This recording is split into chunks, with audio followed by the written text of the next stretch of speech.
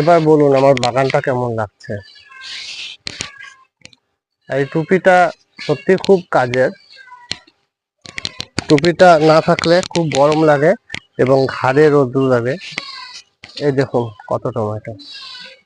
গাছগুলো যদিও প্রায় মরা মরা হয়ে গেছে, এগুলোকে উঠিয়ে ফেলবো। এই জিনিস আপনি লাখ টাকা দিয়েও পাবেন না বাজারে, সম্পূর্ণ জৈব। এখানে চাল কুমড়ো গাছটা উপরে উঠছে, এখানে একটি, এখানে একটি। এই যে দেখুন, এই গাছ থেকে এখানে বাইয়ে দেব। এদিকে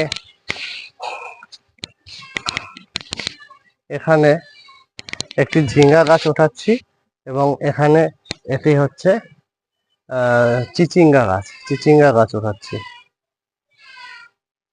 আরো টমেটো দেখাচ্ছি চলুন।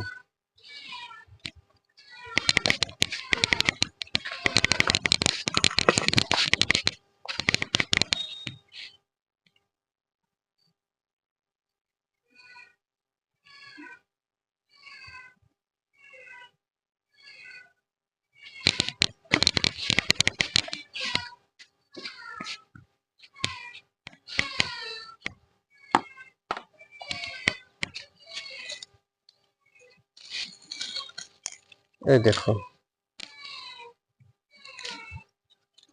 কি সুন্দর গাছ পাকা টমেটো। এই জিনিসের এত সুন্দর স্বাদ, মানে জাস্ট ধারণার বাইরে। কারণ যারা যারা আপনারা এভাবে করছেন না, তারা বুঝতে পারবেন না জিনিসটার কতখানি স্বাদ এবং কতখানি পুষ্টিগুণ।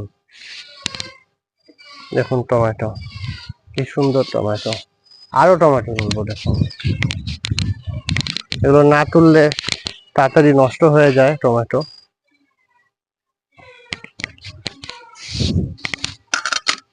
এই টমেটো গাছ অনেক উঠিয়ে ফেলেছি, আর এই সব টমেটো গাছ উঠিয়ে ফেলবো। এই দেখুন কেমন টমেটো হয়, এই দেখুন কি সুন্দর।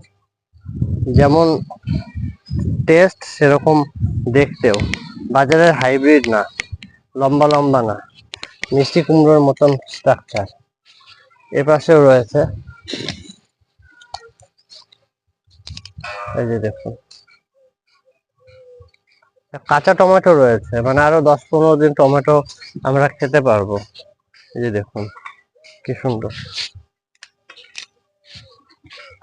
এখন আমার ছাদ বাগান করতে অনেক সুবিধা হচ্ছে, কারণ স্ট্রাকচার গুলো উপরে উঠে গিয়েছে এবং চলাফেরা করতেও সুবিধা। কিছু লঙ্কা উঠাবো।